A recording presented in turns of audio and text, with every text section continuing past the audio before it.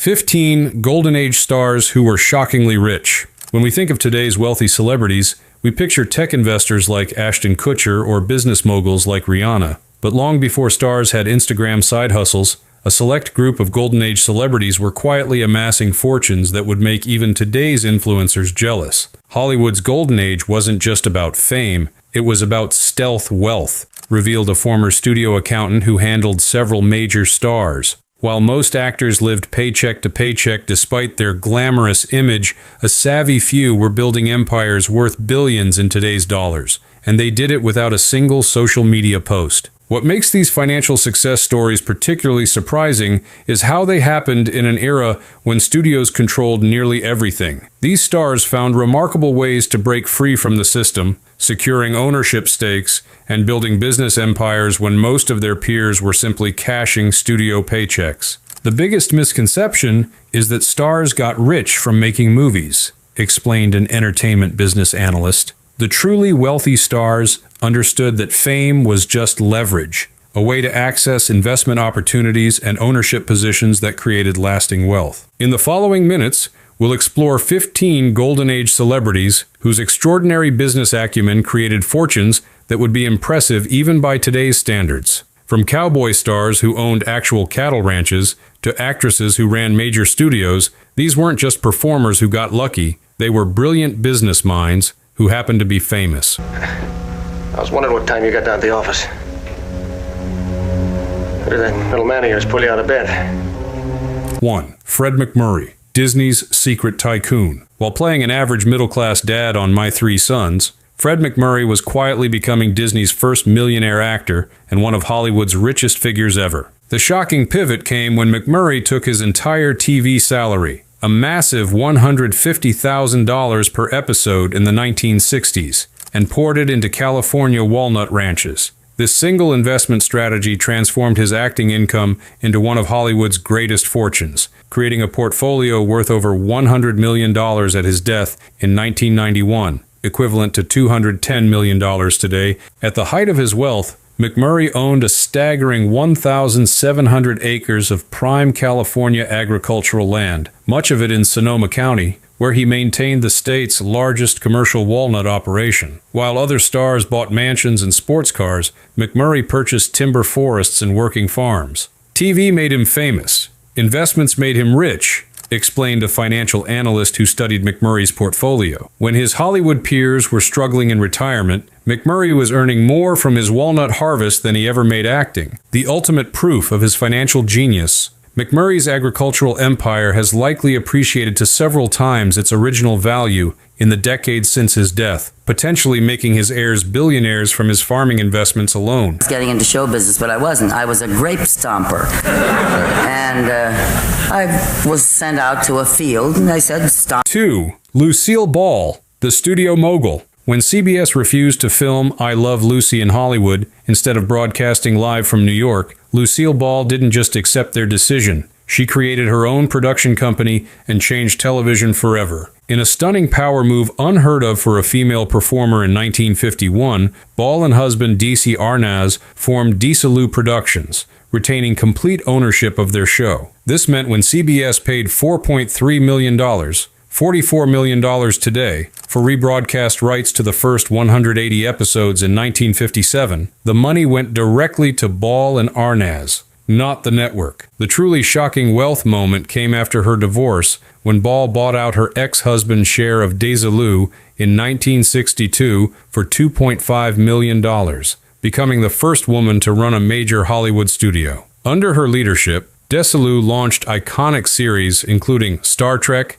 and Mission Impossible, franchises that continue generating billions today. She didn't just star in shows, she owned them, explained a television historian. In a single business move, Ball transformed from a well-paid actress to the most powerful woman in Hollywood. The empire building culminated in 1967 when she sold Desilu to Gulf plus Western for $17 million, $144 million today, a staggering amount that represented ownership value, not just celebrity salary. It was a stock thing with them. You know how the first show, right. And when I was there, I was showing my act.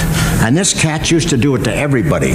You'd get out there. 3. Bob Hope, the land baron. While Americans knew Bob Hope for his USO tours and comedy specials, the entertainer was secretly becoming one of California's largest private landowners. The comedian's most jaw-dropping acquisition was an 8,650-acre parcel in Palm Springs, purchased in the 1960s for pennies on the dollar and sold by his estate in 2016 for $130 million.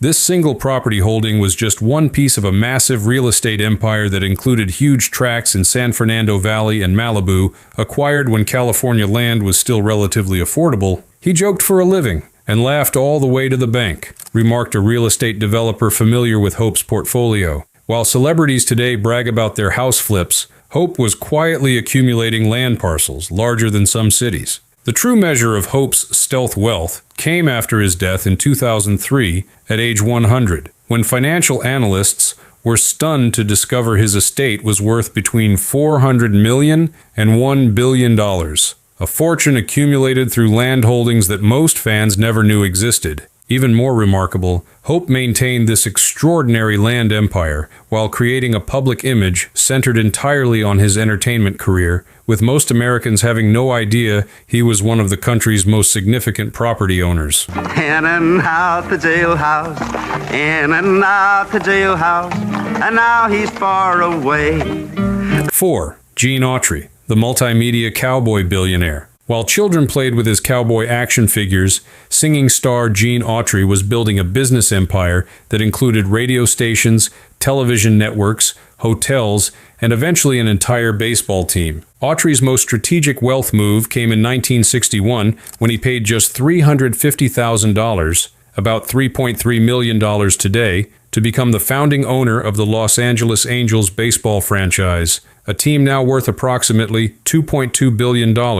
This single investment generated a 6,285% return, dwarfing anything he earned from his singing and acting career. He built a ranch, then bought the town around it, observed a media historian. Autry understood that while hit records might generate temporary income, owning broadcast stations and sports franchises created permanent wealth. By the 1980s, Autry had assembled a breathtaking portfolio that included the Golden West Broadcasting Network, multiple radio stations, the KTLA television station in Los Angeles, several hotels, and vast real estate holdings, all built from his initial singing cowboy fame. When Autry died in 1998, financial experts estimated his net worth at over $320 million, approximately $560 million today, a sum so substantial he could fund the $100 million Autry Museum of the American West entirely through his estate. None of the acrobatics or anything, but they were very complicated chairs, and the daily... 5. Jimmy Stewart, the stealth investor. Jimmy Stewart's folksy demeanor and modest lifestyle concealed one of Hollywood's most sophisticated investors, a financial strategist whose stock portfolio would have impressed Wall Street professionals. Stewart's wealth breakthrough came during his military service in World War II, when he made a decision that seemed insane to other stars. He suspended his acting career at its peak to fly actual combat missions over Germany. While this patriotic choice interrupted his earnings, it created the perfect opportunity for his existing investments to compound without Hollywood's lifestyle expenses draining them. Upon returning to acting, Stewart executed another financial masterstroke by negotiating one of Hollywood's first profit participation deals for the 1950 film Winchester 73. When the studio couldn't meet his salary demands, he accepted a percentage of profits instead, ultimately earning far more than his normal fee as the film succeeded. He played humble, but his portfolio was pure power, explained a financial historian. While his contemporaries were buying bigger mansions, Stewart was acquiring early positions in growth stocks that would multiply many times over during the post-war boom. Most shocking to Hollywood insiders was Stewart's discipline. He lived in the same modest Beverly Hills home for over 40 years, while his investment accounts quietly grew to over $30 million, approximately $53 million today, a fortune built through compound interest rather than acting paychecks. A little white Maltese dog, and your laws have prevented me from coming home. 6. Elizabeth Taylor, Diamonds and Deals. Elizabeth Taylor didn't just collect diamonds. She built a business empire that generated more wealth than all her films combined. Taylor's financial transformation began with her unprecedented $1 million salary for Cleopatra in 1963, making her the first actress to break the $1 million barrier. But her true business genius emerged when she negotiated a 10% ownership stake in the film's profits, instead of just accepting the record-breaking paycheck. Her most lucrative business move came with the launch of her perfume White Diamonds in 1991. Unlike today's celebrity fragrance deals that typically involve minimal involvement, Taylor negotiated substantial ownership stakes. This single product has generated over $1.5 billion in revenue, with Taylor's estate continuing to earn approximately $80 million annually from fragrance sales alone, decades after her death. She loved jewelry and bought the mines that made it, observed a business journalist. While other stars were spending their salaries on diamonds, Taylor was creating businesses that generated enough profit to buy entire jewelry companies. When Taylor died in 2011, financial experts valued her estate between $600 million and $1 billion, most from her business ventures rather than acting roles. The ultimate proof of her business acumen? Her jewelry collection alone sold for $156.8 million at auction, with individual pieces she'd purchased as investments appreciating over 3,000%. Hope is loaded, you know. Yeah. Oh, he's got money that he can't even count. What do you do? They tell a story about Hope is playing golf. 7. Bing Crosby, the multimedia mogul. Behind Bing Crosby's relaxed crooning was a business shark who built one of entertainment's largest fortunes through technological investments that changed broadcasting itself. Crosby's wealth explosion began with a single strategic move, investing heavily in Ampex, the company that pioneered commercial tape recording technology after World War II. This investment not only made him rich, but revolutionized broadcasting by making pre-recorded radio programs technically feasible, a technology Crosby himself needed for his popular radio show. Behind the crooner charm was a razor-sharp businessman, noted a media historian. While other performers were spending their paychecks on Hollywood mansions, Crosby was buying early stakes in technologies that would transform the entire entertainment industry. His business empire expanded dramatically in 1946, when he became part owner of the Pittsburgh Pirates baseball team and continued growing through investments in oil wells, technology companies, and television production that made his entertainment earnings look tiny by comparison. By his death, Crosby had amassed approximately $400 million in today's dollars, a fortune so large and diversified that many financial experts consider him the prototype for modern celebrity investors like Ashton Kutcher and Jay-Z. Human beings getting tramped by a horse. It upsets my peace of mind. 8. William Boyd, Hopalong Cassidy, the rights revolutionary. William Boyd made the single most audacious business gamble in early television history, and it paid off spectacularly. By the late 1940s, Boyd's career was fading as the B-Western movie genre declined. In a move industry executives considered financial suicide, Boyd spent his entire life savings, $350,000, to purchase the rights to his old Hopalong Cassidy films and the character itself. He didn't just play a cowboy, he owned the saddle, the gun, and the network time slot, explained a television historian. When television exploded in popularity, Boyd owned something broadcasters desperately needed, content, at the exact moment they needed it most. This single high-risk investment transformed Boyd from a fading actor to a merchandising kingpin overnight. NBC began broadcasting his films in 1949, triggering a licensing explosion that put Hopalong Cassidy on everything from lunchboxes to children's clothing, generating over $800 million,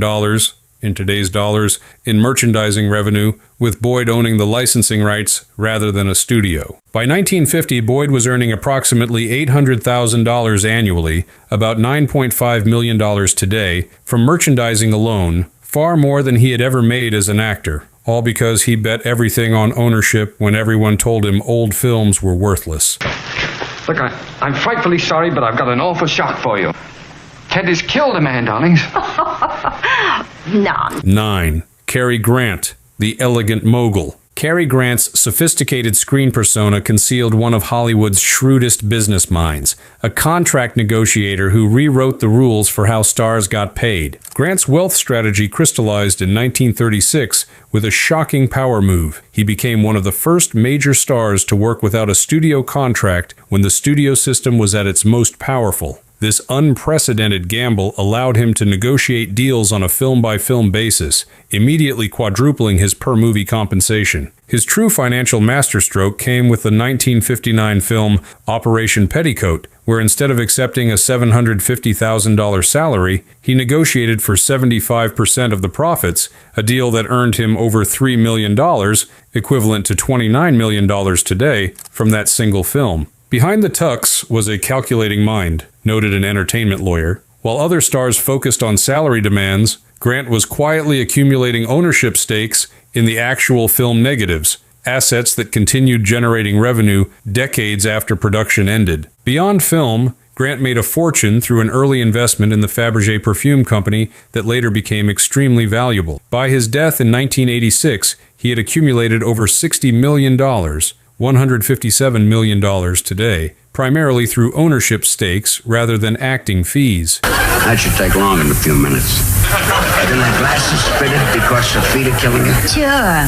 She couldn't see where she parked the car. 10. Gracie Allen and George Burns, comedy's power couple. While their act portrayed Gracie as scatterbrained and George as exasperated, behind the scenes, this comedy duo built one of early television's greatest business empires. Their wealth-generating innovation came when they formed Burns and Allen, incorporated to produce their own radio and television shows, a structure that gave them ownership of their content rather than simply being network employees. This company controlled their hit CBS series, The George Burns and Gracie Allen Show, which ran from 1950 to 1958, allowing them to profit from both initial broadcasts and eventual reruns. They made America laugh, and laughed straight into luxury, observed a broadcasting historian. When most radio stars simply collected paychecks, Burns and Allen were creating a production company that owned valuable content assets. Decades before that approach became standard practice. The couple's business portfolio expanded dramatically through strategic investments in California real estate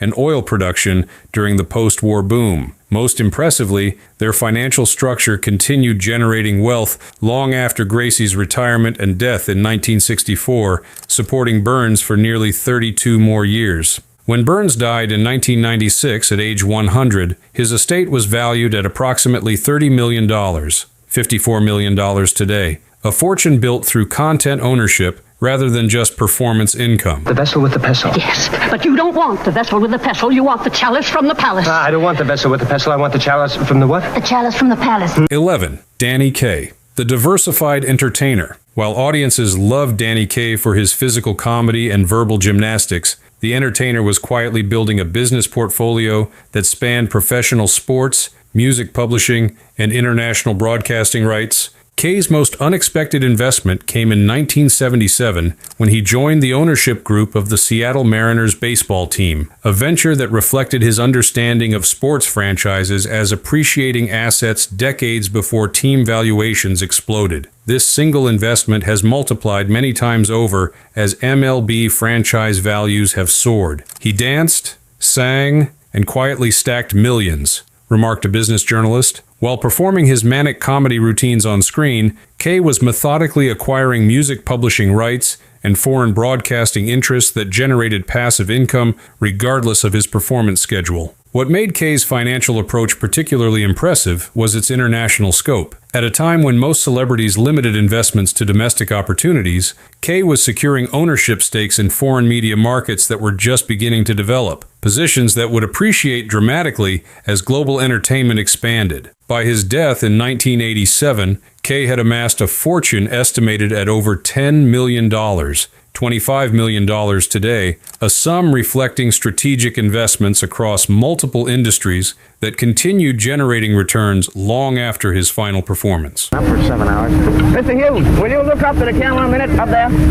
That's it. Well, just getting a shot of you, that's all. 12. Howard Hughes, Hollywood's billionaire. Howard Hughes began as a film producer and occasional actor before transforming his Hollywood connections into one of the world's largest personal fortunes. Hughes's wealth explosion began when he leveraged profits from his family's valuable oil drill bit patents to finance his entry into filmmaking with controversial hits like Hell's Angels. But his true business genius emerged when he used his film industry success as a springboard into aviation and defense contracting, sectors that would eventually make him billions. Hollywood was just his side hustle, observed a business historian. Even while dating Hollywood's most beautiful actresses and producing major films, Hughes was simultaneously building Hughes Aircraft Company into a defense contracting giant and acquiring Transworld Airlines, TWA, creating wealth on a scale that made his entertainment earnings look like pocket change. By the time of his death in 1976, Hughes's net worth was estimated between $1.5 billion and $2.5 billion, approximately $7.5 to $12.5 billion today, making him one of the world's richest individuals and demonstrating how entertainment could be used as a launching pad into far more lucrative industries. He said, well, that's a good point, except that how many Hudsons are there? Okay, so I had to agree with that.